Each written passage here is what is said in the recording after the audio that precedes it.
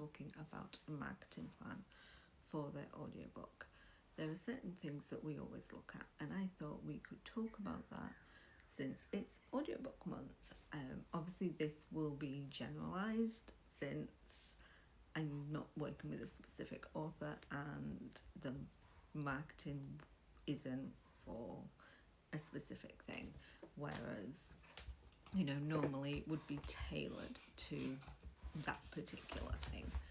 So first and foremost, we would, wherever possible, always make sure the narrators are named on the cover. Generally speaking, we would have it say performed by, wherever possible.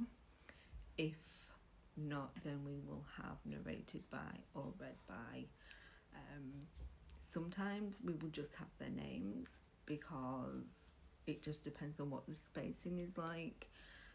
I know some don't like to have the names on there because they feel like it messes with the aesthetic.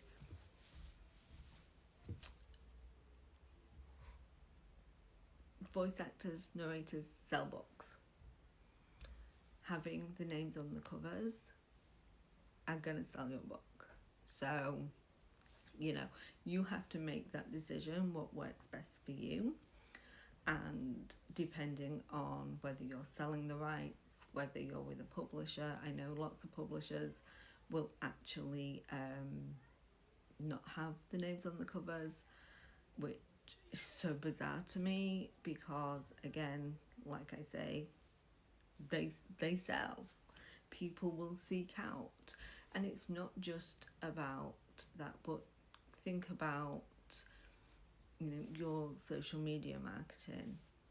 When you have your audiobook cover, if you just have your ebook cover but in a square with no other information on there, not who the narrator is, it's nothing new to entice somebody to pick up that version.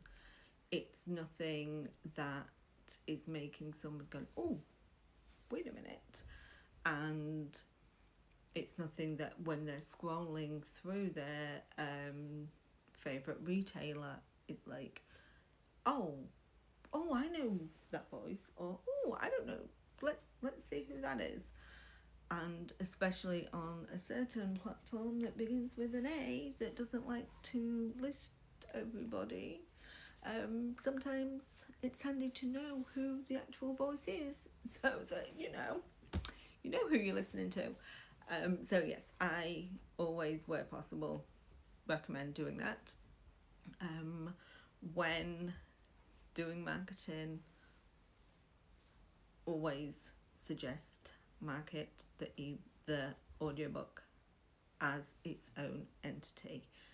There is nothing wrong with, when you are marketing your ebook, adding information about your audiobook to it, saying that it's coming soon, saying that it's available now, saying who the narrators are. Always mention the narrators whenever you're talking about it, because that is what the majority of listeners are looking for, that information. But also have it be its own. Do its own posts, whether that's reveals, whether that's sound clips, whether that's just talking about it, whether that's you've just listened and you're amazed by what you've just heard. Something so that it stands on its own, because just the way you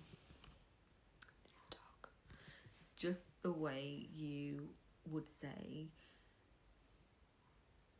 ebook also available in paperback and audio, you can do audio also available in paperback and ebook. When talking about ALCs, I always recommend doing your narrator reveals, if you are doing them, before sending ALCs out, because you want people to talk about what they are listening to.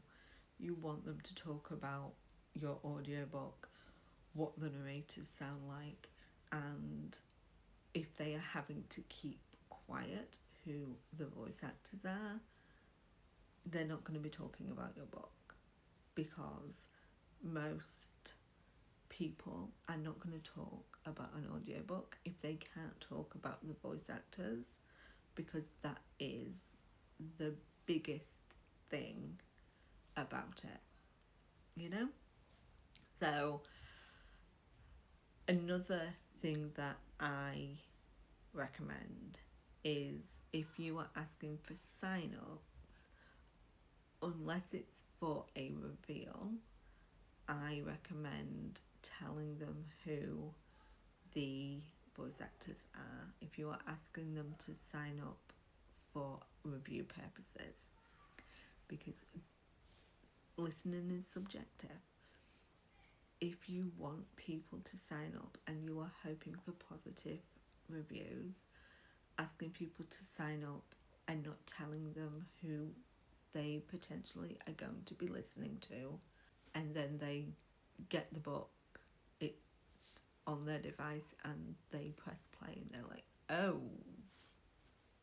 I can't listen to this person, they're problematic, I don't connect with their voice, I don't like what they stand for, I've had a bad experience with them, any number of things. They are then put in an awkward position of, what do I do? Do I listen and leave a negative review? But then, am I viewed as the bad person? Or do I message the person? But then if I message them, am I the bad person because I've told them I don't like the person that they've cast? So it's easier to avoid all of that by just saying, like, please don't share this information. This is who is voicing the book. This is the sign up for it. Reveals are different because you can do the reveal before you even do the sign-ups. But that's kind of the main things. Obviously, there are other things that we do and that we recommend, but those are the main sort of things that I factor in when I'm talking to people, and we won't even get into the whole casting of it all, because contrary to popular belief, a sexy voice does not make a voice actor, and a sexy voice is not the way to cast, and a popular voice is not the way to cast. And just because an American audience thinks somebody can do a particular accent doesn't mean they can actually do a particular accent. Oh, and one more thing, because it just reminded me when I said that. Do not ask your audience what they think to your casting choice. Just don't. Do not do your reveal and be like, what do you think? Don't ask them, because they will tell you and you will not like it. This is my casting choice. I am happy. I can't wait for you to listen. If you are not happy with this choice, I'm sorry. Maybe you'll like the next one.